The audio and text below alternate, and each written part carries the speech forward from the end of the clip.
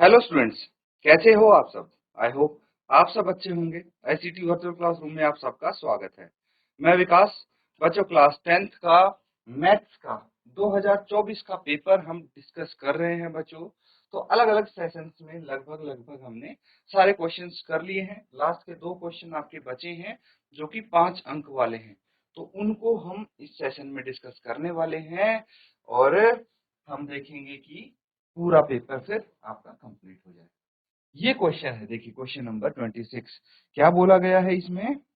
Question ध्यान से पढ़ेंगे सब बच्चे और फिर इसको सॉल्व करना है, ठीक है।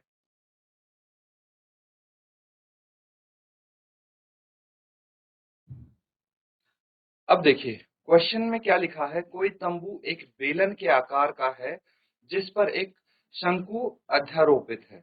यदि बेलनाकार भाग की ऊंचाई और व्यास क्रमशः 2.1 मीटर और 4 मीटर है तथा शंकु की तिर्यक ऊंचाई 2.8 मीटर है, तो इस तंबू को बनाने में प्रयुक्त कैनवस का क्षेत्रफल ज्ञात कीजिए। A tent is in the shape of a cylinder surmounted by a conical top. If the height and diameter of the cylindrical part are 2.1 meter and 4 meter respectively, and the slant height of the conical top is 2.8, determine the area of the canvas used for making the tent. तो बच्चों question देखना कितना interesting है आपके लिए। यहाँ पे मैं इसका डायग्राम बनाने की कोशिश करूंगा, उससे थोड़ा आप समझना।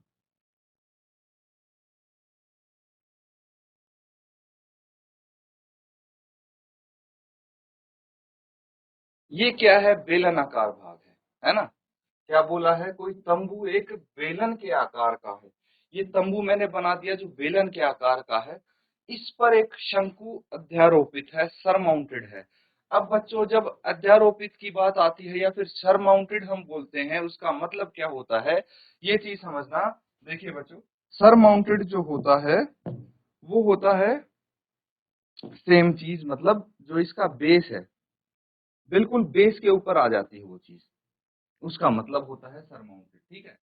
मतलब क्या हुआ कि अगर कोन इसके ऊपर अध्यारोपित हम करते हैं, ठीक है, शंकु, तो शंकु का जो आधार होगा, शंकु का जो आधार होगा और इस बेलन का आधार होगा वो एक दूसरे के बराबर होगा। मतलब इसके देखिए जो टॉप है बेलन का, उसके बिल्कुल ऊपर शंकु रखा गया है, तो शंकु का जो बेस होगा, बेस डायमीटर बोल सकते हैं, वो दोनों का सेम होगा, ठीक है, शंकु का और बेलन का। ये चीज अगर आप समझ गए हैं तो काफी चीजें आसान हो गई आपके लिए। अब जो चीज इसमें दी है वो एक बार देख लीजिए। क्या क्या गिवन है? If the height and diameter of cylinder cylindrical part are 2.1 and 4 metre. तो जो इसकी ऊंचाई है बच्चों, ये इसकी हाइट हो गई, गॉट इट, ये 2.1 मीटर है। और जो इसका डायामीटर है, डायामीटर क्या हो गया बच्चों, ये देखिए, ये पूरा डायामीटर होता है, ये 4 सेंटीमीटर है, गॉट इट। ये जो इसका डायामीटर है, व्यास है, ये 4 सेंटीमीटर है, ठीक है, 4 मीटर है, सेंटीमीटर नहीं, ये मीटर होगा, है ना, मीटर में दिया है। तो मुझे बताइए बच्चों, अगर इसका व्यास, इसका डायामीटर 4 मीटर का है तो त्रिज्या कितनी होगी? इसकी त्रिज्या होनी चाहिए 2 मीटर, ठीक है, त्रिज्या 2 मीटर की। एक चीज और दी है, स्लांट हाइट यानी तिर्यक ऊंचाई। तिर्यक ऊंचाई किसको बोलते हैं बच्चों? ये जो होती है, this is called slant height, that is 2.8 metre. ये कोन की होती है, ठीक है, ये शंकु की होती है तिर्यक ऊंचाई। तो ये चीजें गिवन है आपको। आपको निकालना क्या है? कैनवस का क्षेत्रफल निकालना है भाई, area of canvas used for making tent. तो क्षेत्रफल आप इसका निकालेंगे, किसका? जो बेलन है, ठीक है, बेलन का कौन सा क्षेत्रफल निकालेंगे?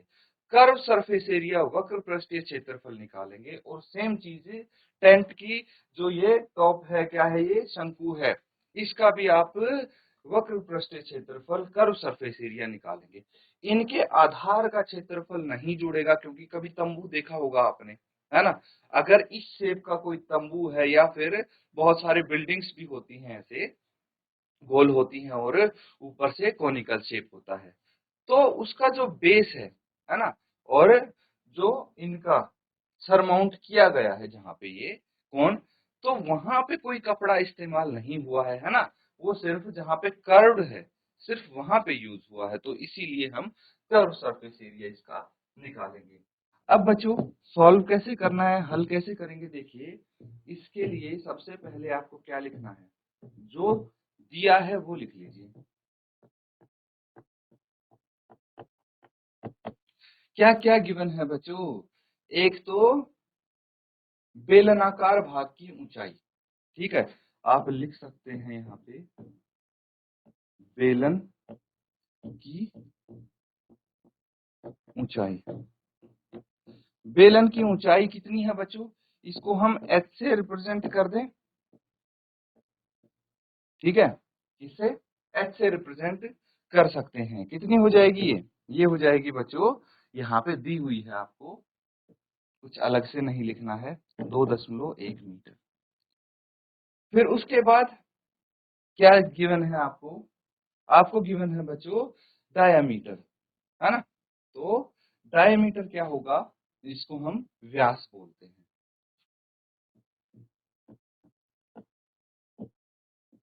बेलन का व्यास,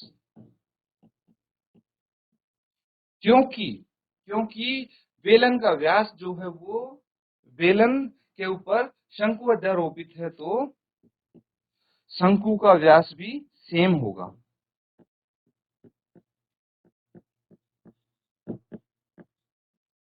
डायमीटर हो गया ये 4 मीटर है। अगर भाई इनका डायमीटर 4 मीटर है, तो रेडियस कितना होगा, देख लीजिए। बेलन की त्रिज्या यानी r, है ना, बराबर है शंकु की त्रिज्या। इसको भी r से रिप्रेजेंट करेंगे, दोनों सेम ही तो हैं। कितना है ये, 4/2, इसका आधा हो जाएगा, मतलब 2 मीटर।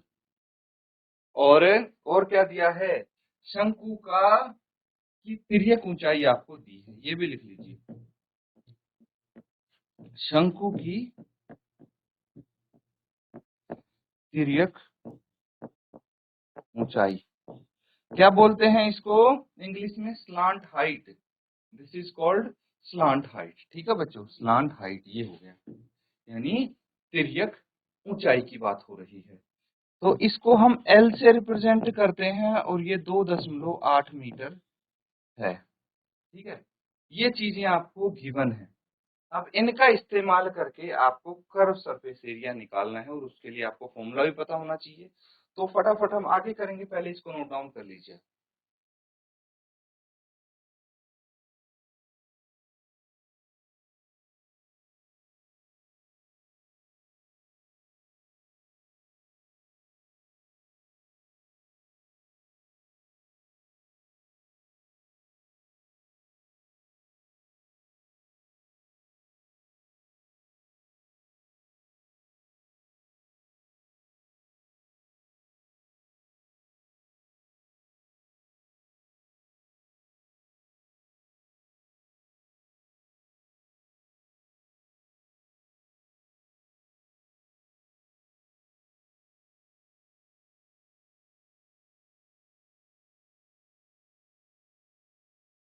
तो बच्चों सबने कर लिया है नोट डाउन। अब देखिए आगे हमें क्या निकालना है, हमें निकालना है कैनवास का क्षेत्रफल। तो कैनवास का क्षेत्रफल आप निकाल लेंगे, कैनवास का क्षेत्रफल,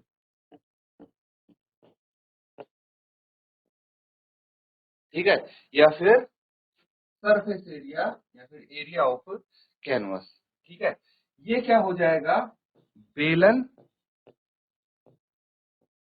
बेलन का curve surface area, curve surface area निकालेंगे, और साथ साथ शंकु का कर्व सरफेस एरिया भी आप निकाल लेंगे, ठीक है। और दोनों को जोड़ देंगे तो आपका कैनवस का क्षेत्रफल आ जाएगा। तो बेलन का कर्व सरफेस एरिया होता है 2 पाई आर एच, शंकु का होता है पाई आर एल, ठीक है। अब यहां से देखिए पाई आर आपका कॉमन आ सकता है, पाई आर, ये 2h बच गया यहाँ पे और ये एल। वैल्यूज रख देंगे आप। वैल्यूज क्या क्या है देखिए ध्यान से, सारी वैल्यूज आपको पता है। पहली बात तो जो पाई की वैल्यू है वो 22/7 लिखेंगे, कुछ मेंशन नहीं है यहाँ पे इसलिए। फिर h है 2.1, r है 2 और l है 2.8, तो फटाफट रख देते हैं 22/7 इंटू 2, 2 इंटू 2.1 तो h हो गई एंड 2.8 l हो गई आपका। 22/7 इंटू 2 कितना आ गया ये 2.1 इंटू 2 4.2, 4.2 प्लस 2.8 ऐड कर देंगे इसको। 22 इंटू 2 44 होता है, 44/7 यहाँ पे लिख दीजिए इंटू 4.2 और 2.8 कितना हो गया 7 हो जाएगा। ये 7 से 7 कैंसिल आउट, कितना आ जाएगा 44। 44 क्या आएगा मीटर स्क्वायर, मीटर वर्ग, ये इसका क्षेत्रफल है। तो आप लिख सकते हैं एंड में, अतः क्या पूछा है आपसे देखिए, अतः तंबू को बनाने में प्रयुक्त कैनवस का क्षेत्रफल, अतः तंबू को बनाने में प्रयुक्त कैनवस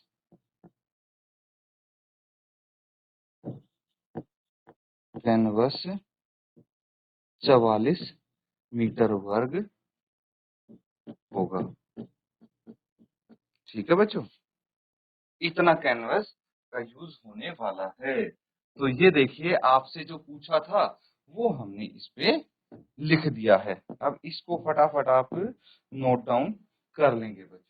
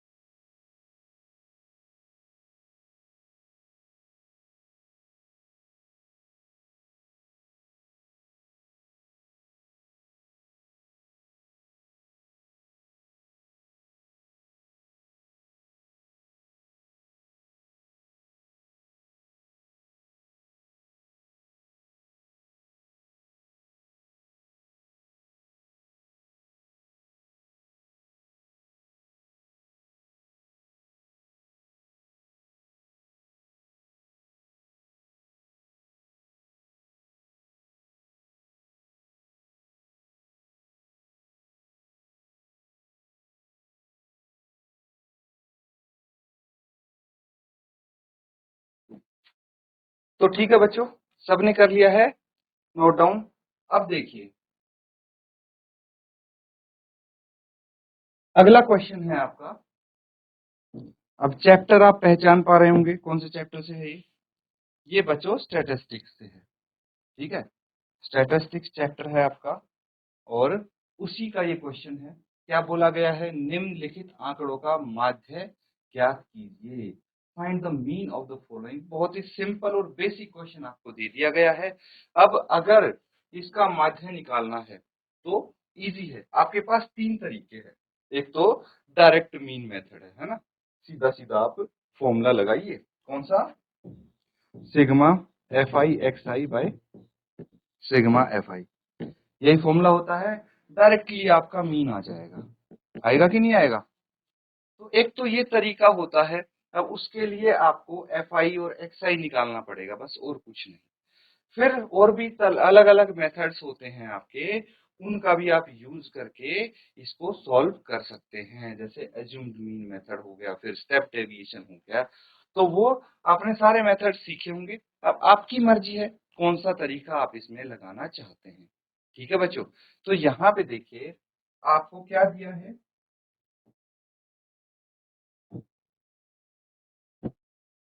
आपको दी है क्लास इंटरवल और फ्रीक्वेंसी, ये दो चीज दी है ना। इसको मैं थोड़ा साइज इसका हम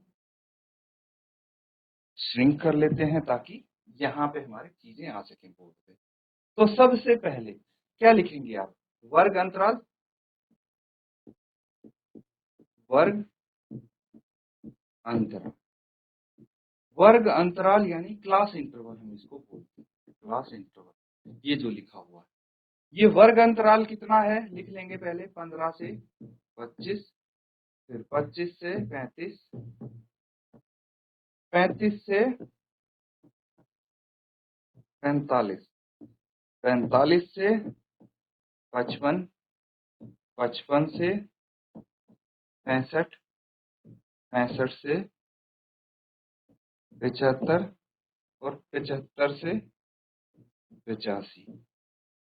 ठीक है, तो ये आपकी क्लास इंटरवल आ गई। इसके बाद क्या आएगी बच्चों, फ्रीक्वेंसी, है ना। फ्रीक्वेंसी आएगी जिसको हम एफ से डिनोट करते हैं, एफ आई भी इसको बोल देते हैं, जिसको बारंबारता बोलते हैं।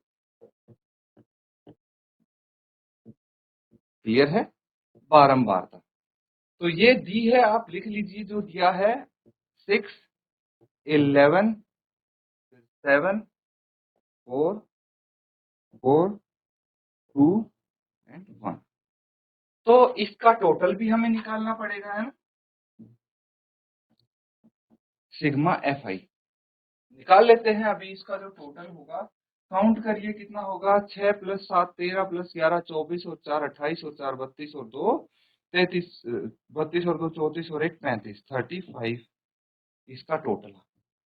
यहाँ तक तो हर एक इसमें आप सेम ही करेंगे सब केसेस में, लेकिन इसके बाद देखिए सबसे पहले आप निकालेंगे क्लास मार्क। ठीक है, क्या निकालेंगे, क्लास मार्क निकालेंगे, जो एक्स आई होता है, वर्ग चिन्ह जिसको बोलते हैं। ठीक है, क्लास मार्क लिख दिया अब तो मैंने, वर्ग चिन्ह इसको हिंदी में लिख सकते हैं आप, एक्स आई।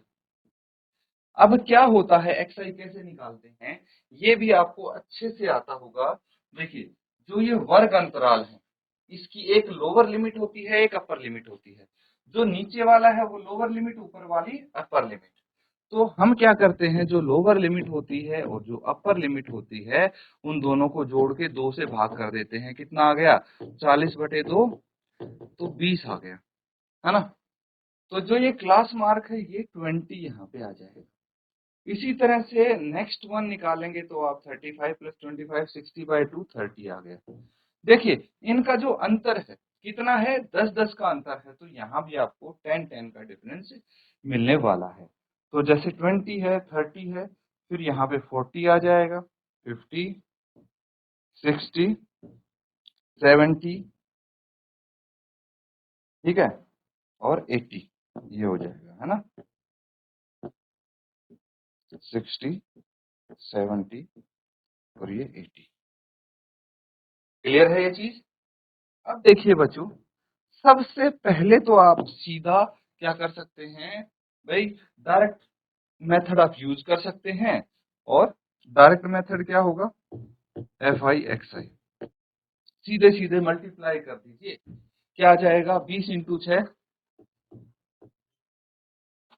120 हो गया। उसके बाद 11 × 30 कितना हो गया, 330।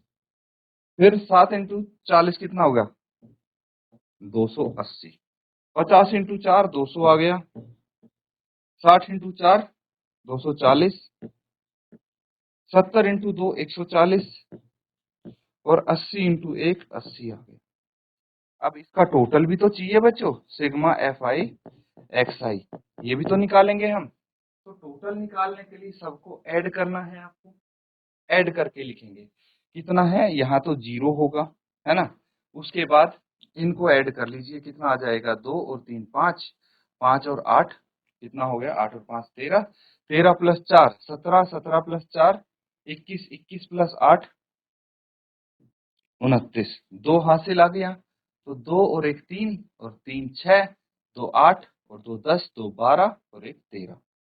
ठीक है, 1390, 1390 इसका सम आ गया। अब क्या करना है, मीन निकालना है। मीन निकालिए आप। फॉर्मूला आपको पता है, क्या फॉर्मूला पता है बच्चों?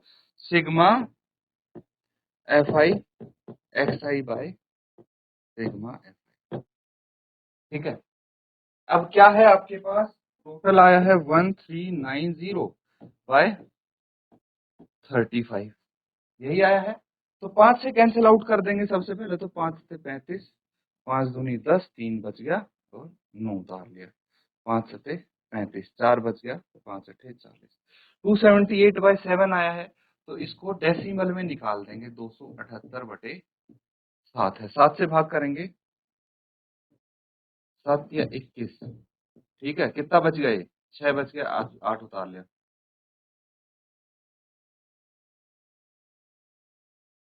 7 9 जा पे जाएगा ये, है ना? 7 9 जा 63। कितना बच गया शेष? 5 बच गया, तो डेसिमल लगा के 0 उतार लेंगे हम। कितना आ जाएगा? 7 7 जा 49, 1 बच गया और ये 1 आ गया। तो यहाँ पे मीन 39.71 आपका आया है। ठीक है बच्चों, तो ये एक तरीका है मीन निकालने का। अब और भी तरीके हैं आपके पास, है ना? उनके फॉर्मूले आप डिस्कस कर सकते हैं हम यहाँ पे। पहले इसको नोट डाउन करो, फिर बाकी दो तरीके हैं वो भी मैं बता देता हूँ कि उन तरीकों से भी आप कैसे इसको सॉल्व कर सकते हो। तो पहले इसको कीजिए।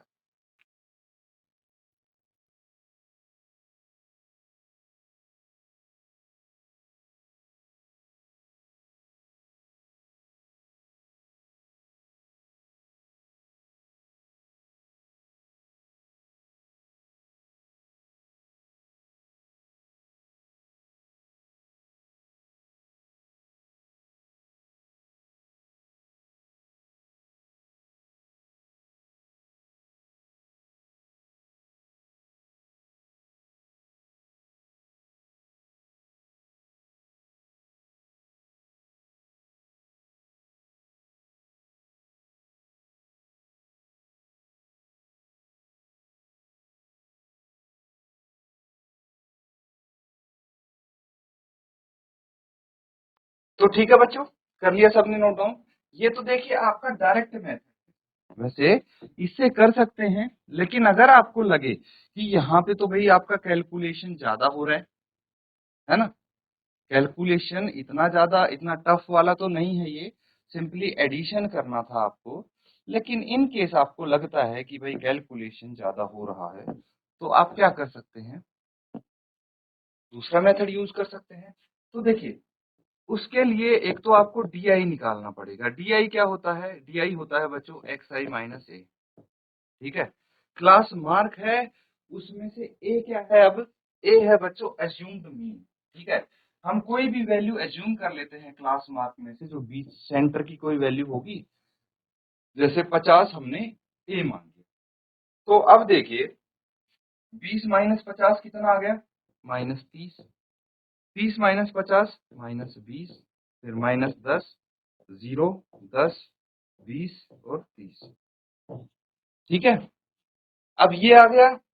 तो अगर आपको एज्यूम्ड मीन मेथड से करना है, तो आप सीधा यहाँ पे XI DI निकालेंगे। XI DI आ जाएगी सारी वैल्यू, इन दोनों को मल्टीप्लाई करके, फिर आप इनका सम निकालेंगे, सिग्मा XI DI।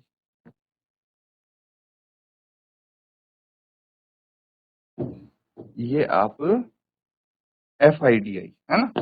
यहाँ पे FI DI निकाल लेंगे, और ये सिग्मा FI DI। मतलब इसको इसको मल्टीप्लाई कर दीजिए, इनको, जो FI की वैल्यू है और आपकी DI की वैल्यू है। 6 को -30 से मल्टीप्लाई कीजिए, 11 को -20 से, ये आ जाएंगी, फिर इनका सम कर लीजिए। ठीक है, अब मीन निकालना है, तो क्या करेंगे? सिग्मा FI DI बटे सिग्मा FI प्लस A। यहां से आपका मीन आ जाएगा इस फॉर्मूले में, अगर वैल्यूज रख देंगे तो आप। उसके बाद अगर आपको लगता है कि नहीं मुझे तो और इजी करनी है कैलकुलेशन, तो कोई दिक्कत नहीं, आप इसके साथ यूआई भी निकाल दीजिए। यूआई क्या हो जाएगा, जो डीआई निकाला है उसको एच से डिवाइड कर देंगे, और एच क्या होती है बच्चों, जो इसका साइज होता है क्लास इंटरवल का, ठीक है। कितना साइज है, 10 है, तो -30 को 10 से डिवाइड कीजिए, कितना आ जाएगा ये, -3, -2, -1, 0, फिर ये 1, 2 और 3, ये आ जाएगा। अब यहां से आप निकाल दीजिए F I U I, F I U I निकाल देंगे तो मल्टीप्लाई करके कितना आ जाएगा, -18, है ना, और फिर -22, फिर -7, 0, 4, 4 आ जाएगा, ये 2 दूनी 4, और ये आ जाएगा 3, ठीक है।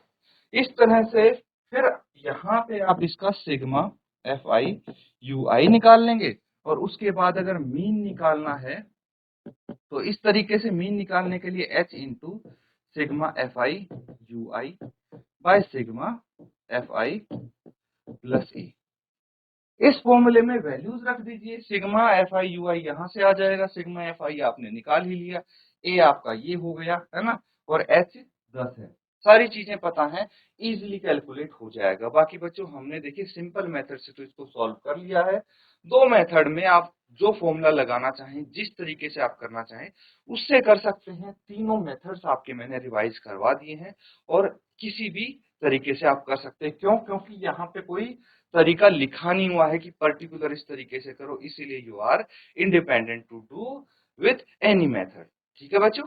तो इसको अच्छे से आपको रिवाइज करना है, ये पेपर हमारा कंप्लीट हो चुका है, तो जितने भी क्वेश्चंस थे उनको एक बार फिर से आप देखेंगे, रिवाइज करेंगे। इसी के साथ आज का सेशन यहाँ पे एंड करते हैं। Thank you and have a nice day.